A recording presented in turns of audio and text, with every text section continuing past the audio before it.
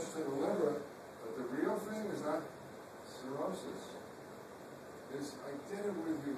Scarring of the liver. Remember where the blood couldn't get through? Didn't I do that? Huh? Remember the blood backs up and it goes to a secondary circulatory route into the azygous system, and then the esophageal veins can't what? Empty, and they become distended, and they're on the surface of your esophagus, and they rupture, and you're eating dinner, and all of a sudden you're bleeding like a fountain. Or it can actually back up into the gastric veins, and you can get what? Stomach bleeding. And so cirrhosis, the only thing that's bad that you can do is a liver transplant. And what's the major cause of cirrhosis? Alcohol. What else can do it? Parasitic diseases. When you go to the tropics, you got to be careful what you eat. And listen to me. Many drugs. Okay? Including aspirin. Overtook aspirin. Many drugs can cause cirrhosis. And the last two, hepatitis. When I started teaching this, you know what? We have 3 types. Hepatitis A, hepatitis B, and you know what the third one was called? Non-A, non-B. They finally gave it its name. It's long overdue. We called it hepatitis C, right? But it used to, if you come across in the book non-A, non-B, it means C. Hepatitis A, and this is a great word in medicine, unremarkable, meaning no one's going to lose sleep over it. We get hepatitis A from feces, water, food. Where are you going to see hepatitis A outbreak? And I've seen them not long ago in Europe, in one part of Italy, where they're dumping raw sewage, feces, into the waterway. And people are what? Fishing, and they're eating, fish that have ingested fecalness, even feces that are infected. So, what happens if you get hepatitis A? You get some fever. Feel lousy, it does no damage to your liver. It just will heal. Okay? It'll go away, you'll have it in a minute. I often wonder if I had hepatitis. Sometimes you don't know. If you travel, and I have to really far off places, God knows what I ate. I was very adventurous. I got sick of people. Hepatitis B, called serum hepatitis, is transmitted primarily through blood exchange. IV drug users will what? Sharing a needle, but it can also be transmitted through sex. But wait till I tell you this.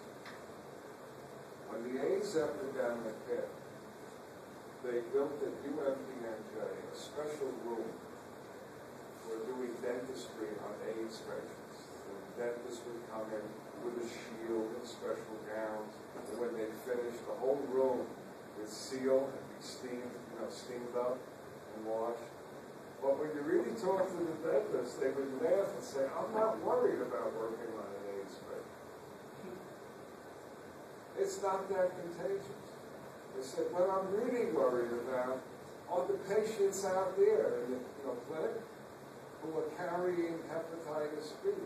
This hepatitis B, and I'm giving you the actual number, is 100 times more infectious than AIDS.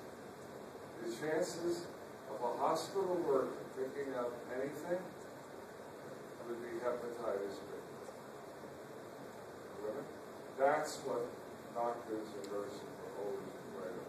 Then came the miracle. We had a vaccine, right? All of you got the vaccine, right? Huh? Right? You better, because you're not supposed to be here. And so we made sure that everybody who goes to school, public schools and colleges. What about I have it in my notes, non-A, non-B. I have the old name. Let's see. Hepatitis C is spread again through blood exchange and to a lesser extent through sex. The reason I say to a lesser extent, I I would meet couples, or non-concordant couples, where one has found out he had hepatitis C, and they've been married for a number of years, unprotected, no condoms, and she doesn't have hepatitis C. Then I meet other couples where what? Both have it, okay? There is no vaccine. It does liver damage, but here's what makes it a lousy virus. We call it insidious, sneaky. It eats away your liver. Look. Not enough that you'll even know you have it. You're not jaundiced. But 20 years later, all of a sudden, your liver starts to what? Fail. Or, in about, actually, I don't want to give you the number, I think it's 50% of the cases, or close to it, you get liver cancer. And my great moment of this, I'm lecturing this in Vegas, and I got a full audience, and they're making a documentary, so they got a camera set up, a sound boom, and I'm hooked up with a separate microphone, where a guy outside who's doing the tape recording is going to sell the CDs, okay, of the lecture, and I'm saying hepatitis C, a good candidate would be a man, probably at that time I said in his 50s, who served in Vietnam and did IV drugs.